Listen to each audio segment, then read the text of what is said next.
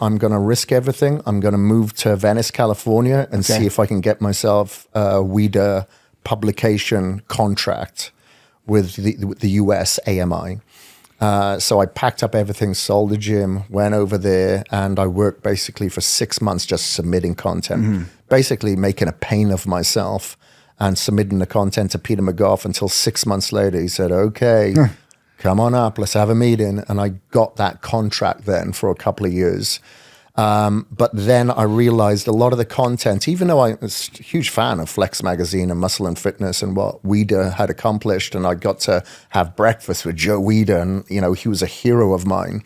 So that was a real cool time. And bodybuilding was very much thriving at that time as well. And I was living in the mecca of Venice Beach and training out of Gold's and still competing at this time as well, except everyone's 10 times the size of me.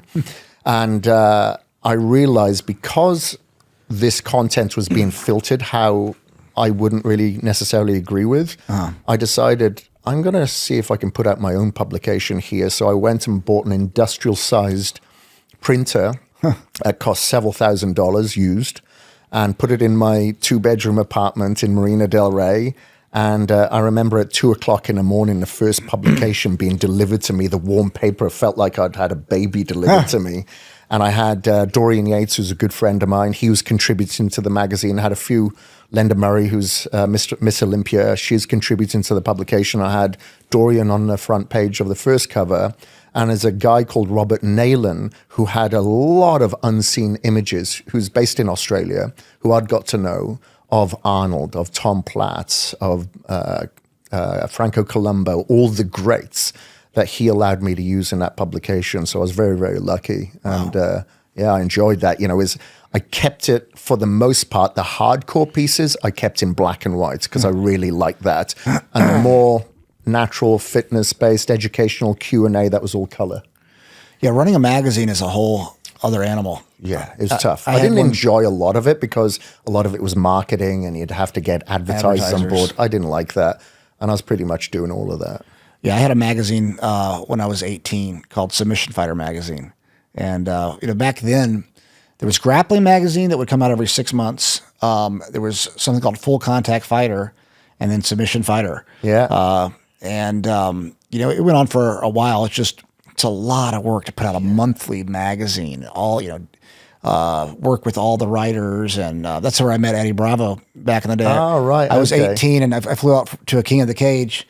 And I was like, oh, Eddie, I'm Ed Clay. And he's like, I was 18. They're like, what in the world? I thought you were like 40. I'm like, nope, I just got out of high school last year, So you had quite the entrepreneurship spirit from a young age as well. Yeah, absolutely. Yeah, I've always wanted to have my own businesses and those type of things. Yeah. And then the later publications, you had the Fighters Only, Train Hard, Fight Easy. You had quite a few come out after. Yeah, well, that was, Train Hard, Fight Hard. Yeah. Train Hard, Fight Hard. Yeah, that was OTM. That was Scotty's. So he had the online publication. OTM was like an online magazine. And then Scotty videoed all over the world. He lived in Brazil for 3 years. So he's one of the first Americans to go out there and just document. And so, he would sell his videos. He did really well for a long time. Right. Awesome. But, back then though, the MMA market, the jiu-jitsu market was so small. It was in infancy, really. Yeah. And, so that's how we know everybody, because it was such a small community back then that, you just kind of get to know it. I'm sure it's kind of like that in bodybuilding though too. Once you get to a certain level, you know all the people that are kind of in it. Yeah. And that's what I love about those kind of sports, because you're able to engage with all those people. Yeah. Like we'll be at an event in a couple of days' time. A lot of the top pro bodybuilders will be there, but they're like buddies, you know, where if you go to a lot of sports, whether it be football, basketball, I don't know if there's that same camaraderie because you can't really engage with those people. So I like these niche kind of sports. Yeah. As big as like MMA is now. Yeah, it's wild. It's wild how big it's gotten.